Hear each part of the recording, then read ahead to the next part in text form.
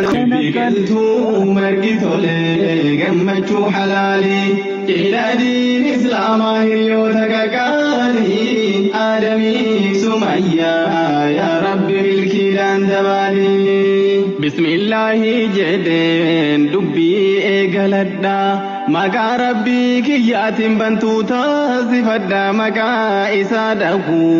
kanatu barakaa guddaadha har'aas dhufeen jira narraa qeebaladha affeerraa obbolaa kiyyaa irraan qooda fudhadha jireenya kee hunda diiniidhaan madaalii aadamiif sumayyaa yaa rabbi milkiidhaan dabaalii walitti gaafaa waliinis bohaa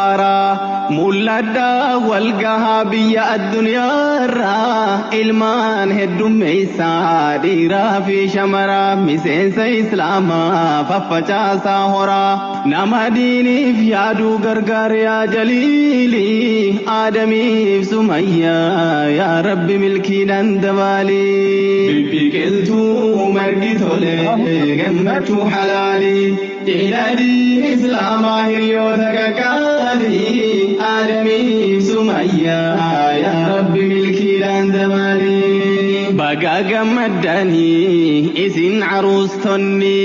maatiin ahliin hundi ammaasis hiriyoonni jaarmiyaa bultii islaamaa hayaata qabdu iimaanii kan eega wal fuudhanii dhuftu milkiini rabbi isiniif haa taasisuu danda'a inni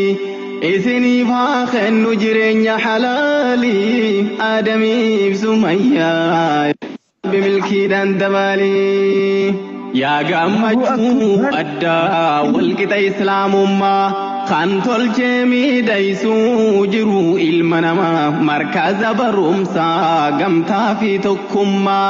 bakka raahaa qalbii ammaasis kan qaamaa kunuunsaa jireenyaa oomisha daa'imaa qur'aanaaf hadiisaan jiruu kee madaalii aadamiif sumayyaa yaa rabbi milkiidhaan dabaalii biqiltuu margi tolee gammachuu halaalii jila diin islaamaa hiriyoota qaqqaalii aadamiif sumayyaa yaa rabbi milkiidhaan dabaalii barbuutiin islaamaa kan qabdu jaalalaa kan hin faalleessine adeemsa rasuulaa kan diiniin jaaramte gaafuma awwalaa shirkiif shakkii irraa kan taate halaalaa kan of keessaa hin qabne waan nama sakaalaa